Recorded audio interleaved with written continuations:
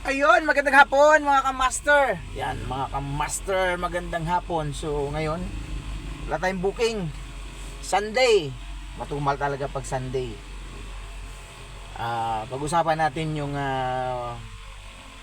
nilabas na memorandum ni LTO, no, mga kamaster. Yung anti-distracting drive o kung ano-ano pa, yung magbo-vlog habang o magsi-cellphone habang nagde-drive, no? Hindi naman bago 'yun, mga kamaster. Kung hindi ako nagkakamali, bago mag-pandemic, mainit-init na 'yan yung usapin na 'yan. Dumating pa nga sa punto na yung mga MMDA na nanguhuli niyan diyan sa crossing, ang inaabangan nila yung mga nagsi-cellphone, gumagamit ng cellphone na habang nakastop, di ba, matraffic. Merong mga nakatago sa mga poste na MMDA na ang hinahanap nila yung mga nagsi-cellphone. So hindi bago 'yan. Nawala lang yung usapin na 'yan. Yung batas na 'yan ay parang nakalimutan o nawala. Hindi na naipatupad nung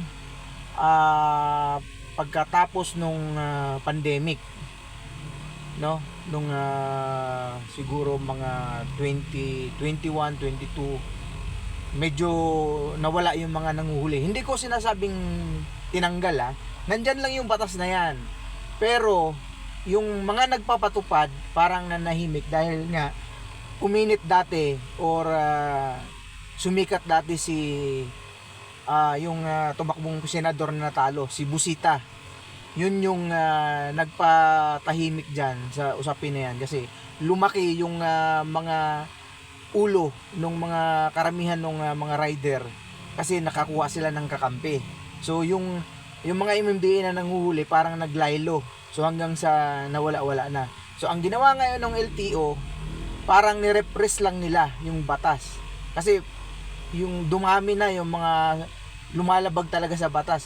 Ako, lagi akong sa kalsada, talagang lagi akong nakakita ng mga nagmumotor or mga naka four wheels, pero mas nakikita kasi ng madalas yung mga nakamotor na nagsi-cellphone, tumatakbo. Kahit tumatakbo, minsan hindi lang nagtitingin dun sa sa mapa, sa Waze, nagta-type pa talaga, nagchat-chat pa habang tumatakbo ng nagda-drive. So, yun ay pasok na talaga sa anti-distracting driving, no?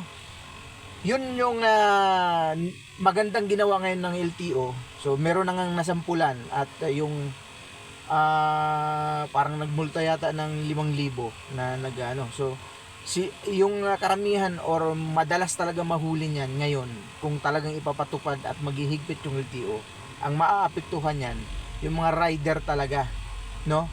Kasi sila yung open. Sila yung talagang kitang-kita kapag gumamit ng cellphone habang tumatakbo. Kaya